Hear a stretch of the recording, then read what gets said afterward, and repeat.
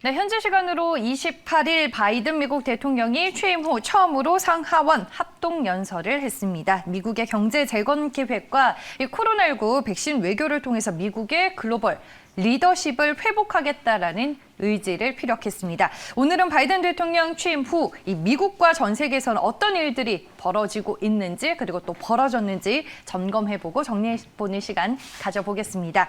미중산업경제연구소 조용찬 소장 나와 계십니다. 안녕하세요. 예, 안녕하십니까. 네, 먼저 오늘 아침에 나온 속보가 있어가지고 그 얘기 같이 해서 좀 나눠보도록 하겠습니다. 문재인 대통령이 다음 달 21일 이제 백악관에서 조 바이든 대통령과 한미 정상회담을 한다라고 오늘 뉴스가 전해졌잖아요, 소장님. 예. 네. 아무래도 한미 실무그룹에서는 협상과 관련된 여러 가지 이야기들이 나오고 있는데요. 경제 부분과 관련해서는 상당한 그 의견 접근이 있었다고 합니다. 기후변화 문제 또한 배기가스 규제 문제와 관련해서는 상당한 의견 접근이 있었고요. 반도체뿐만 아니라 배터리 공급망 재구축 문제도 현재 활발하게 논의가 되고 있다고 합니다. 이제 한 가지 서로가 이견이 있는 부분은 북한과 중국과 관련된 부분이 되고 있는데요. 아무래도 미국 쪽에서는 동맹국인 한국에 대해서 공급망에 도덕적으로 위험한 상품이 끼어드는 것을 규제하자는 이야기가 나오고 있습니다. 아무래도 인권 탄압과 관련된 면허라든지 의류와 관련된 수입을 규제해달라는 이야기들이 나오고 있고요. 또 한 가지는 외교 안보 측면에서 바이든 대통령 같은 경우는 대중국 경제 정책 차원에서도 한국이 일본과 같은 포위망에 동참하도록 지금 요구를 하고 있다고 합니다. 또 한 가지는 미국이 그 일본과의 공동 성명서처럼 우리나라와도 공동 성명서에서 신장 위구르 그리고 홍콩 인권 문제를 언급해 주기를 바라고 있고요. 대만 해역과 관련해서는 평화와 안전의 중요성과 관련된 내용들이 공동 성명문에 포함되도록 조금 요구하고 있다고 합니다. 하지만 이런 문제와 관련해서는 아무래도 사드 사태를 경험했고요. 또한 중국이 상하게 강하게 견제를 하고 있기 때문에 합의가 상당히 좀 어려워지지 않을까 생각이 됩니다. 네, 알겠습니다. 다음 달 5월 한미 정상회담에서 이제 어떤 의제들이 논의가 될지에 대한 이슈 먼저 저희가 얘기를 들어봤습니다. 그리고 이제 바이든 대통령은 취임 100일간 코로나19 백신 접종을 2억 회 이상 달성하겠다라고 밝혔습니다. 이제 뭐 미국 같은 경우에는 경제활동 정상화로 이제 조금씩 돌아가는 움직임들이 많이 확인이 되고 있는데 과연 이 목표치에는 좀 달성을 한 거라고 볼 수 있을까요? 백신 접종률? 네, 그렇습니다. 네. 현재 미국에서는 그 성인 남성이죠. 18세 이상 남성들 같은 경우에는 52%가 넘게 접종이 이루어지고 있고요. 횟수로는 2억 2천만 명에 대해서 한 번 이상 접종한 것으로 나오고 있습니다. 다만 접종을 거부하는 사람들은 한 17% 정도가 되고요. 좀 관망하겠다는 사람들 같은 경우에도 한 13% 된다고 합니다. 30%는 여전히 접종을 거부하고 있다고 보여지는데요. 이 때문에 미국 안에서는 백신이 지금 남아돌고 있다고 합니다. 이로 인해서 연방정부에 백신 공급을 하지 말라고 요청하는 루이지애나 같은 주가 있고요. 또한 백신 할당량을 줄여달라고 캔자스라든지 텍사스 같은 경우는 요구를 하고 있다고 합니다.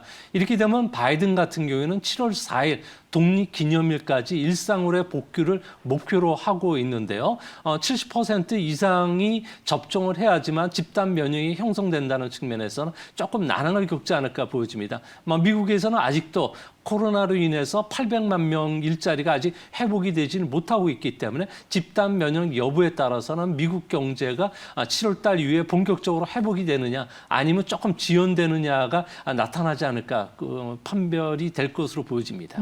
네, 바이든 대통령이 취임 첫날부터 이제 최우선 과제로 추진하고 있는 게 코로나19 대책 그리고 경제 대책이 아닐까 싶습니다.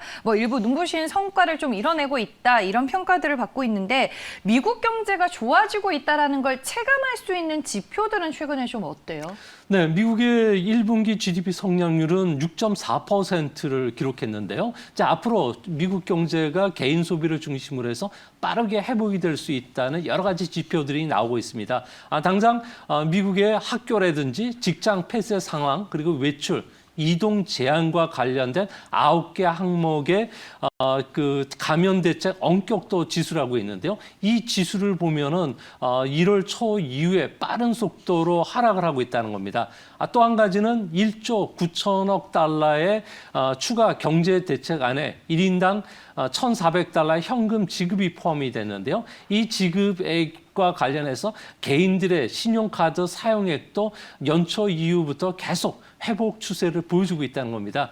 현금 지급이 2분기에 피크를 기록할 것으로 보여지는데요. 이 때문에 미국 같은 경우에는 2분기 GDP 성장률 같은 경우에는 8.5%까지 높아질 것으로 보여집니다. 특히 5월 달부터는 미국은 드라이빙 시즌에 들어가게 되는데요. 이로 인해서 개인들이 외식 수요뿐만 아니라 극장을 찾는 이런 비율도 높아지기 때문에 미국은 올해 GDP 성장률은 6에서 7.5%로 1950년 이후에 가장 높을 것으로 보여집니다. 네, 알겠습니다. 지표까지 얘기를 해주셨습니다. 그러면 이제 미국 쪽 상황은 이렇고 바이든 대통령 취임 이후 100일이 지난 시점에서 우리나라 경제는 또 어떤 영향을 받았는지 궁금하네요. 네, 우리나라 경제 같은 경우는 물실 호기의 기회가 지금 찾아오고 있는데요. 미국 같은 경우에는 신뢰할 수 있는 공급망을 구축하기 위해서 반도체, 배터리 그리고 AI와 관련해서는 대중국 견제를 상당히 강하게 하고 있습니다.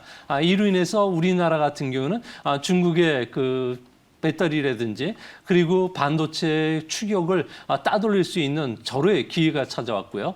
또 한 가지는 미국이 세계에서 주도하고 있는 기후변화 협정과 관련해서 아무래도 그린 리커버리라고 하는 녹색 부흥이 한국 경제에도 앞으로 2050년까지 큰 영향을 끼칠 것으로 보여지는데요. 그중에서도 중국 경제 정책이라고 할 수 있는 차이나 플러스 원 전략에 의해서 중국에 들어가 있는 다국적 기업들 같은 경우에는 아시안이라든지 그리고 인도를 비롯해서 소비 국가인 북미나 그리고 유럽 쪽으로 빠른 공장을 이전하고 있다는 겁니다. 이뿐만 아니라 중국이 없는 아메리칸 플러스 원 전략을 미국이 쓰고 있는데요. 이 때문에 앞으로 미국이 독자적인 생산망 구축을 위해서 한국의 반도체라든지 배터리 그리고 수소 에너지와 관련된 많은 투자 기업을 유치하고 이거와 관련된 공급망을 한국과 같이 창출할 수 있다는 점에서 앞으로 많은 사업 기회가 생기지 않을까 보여집니다. 네, 알겠습니다. 중국의 추월을 막기 위해서 또 미국이 펼치고 있는 정책들 그리고 한국과는 어떤 부분들을 강화하고 있고 또 협업을 하고 있는지에 대해서 총 정리를 해주셨습니다. 그리고 최근에 이제 기후 정상회의도 이제 있었는데 바이든 행정부가 지속적으로 경기 회복과 더불어서 이제 탈탄소화 정책을 내세우고 있습니다.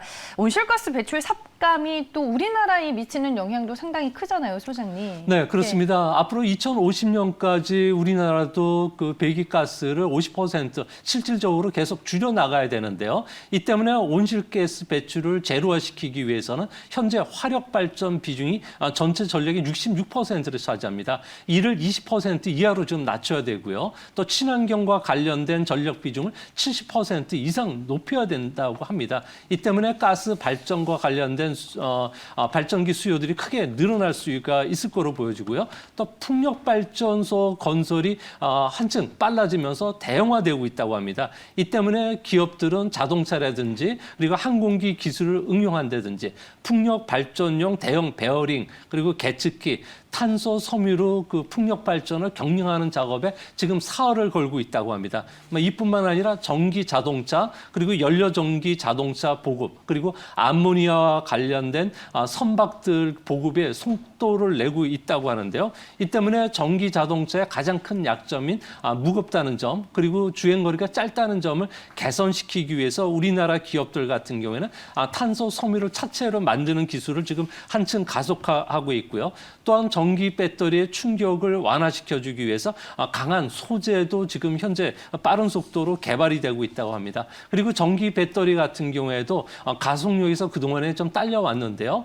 현재 우리나라 기업들이 기업들이 준비하고 있는 이 파워 엔진 같은 경우에는 발전용 엔진에다가 구동용 모터를 서로 조합을 시켰다고 합니다. 이 때문에 커브길에서도 속도를 낼 수가 있기 때문에 한층 세계 시장에서 우리 기업들이 선전할 수 있는 기회가 마련된 것으로 보여지고요. 이런 측면에서 이거와 관련된 기업들을 찾는 움직임도 앞으로 2050년까지 빨라지지 않을까 보여집니다. 네, 알겠습니다. 바이든 행정부가 지속적으로 또 강조하고 있는 정책들 저희가 살펴봐야 할 것 같습니다. 코로나19 확산으로 한때 어마어마한 사망자가 속출했었던 미국이 이제는 코로나를 이겨내고 있는 상황입니다. 바이든 대통령의 취임 100일 이후 어떤 것들이 좀 달라지고 있는지 오늘 이 시간을 통해서 총정리해보는 시간을 저희가 가져볼 수 있었고요. 지금까지 미중산업경제연구소 조영찬 소장과 함께했습니다. 오늘 말씀 고맙습니다.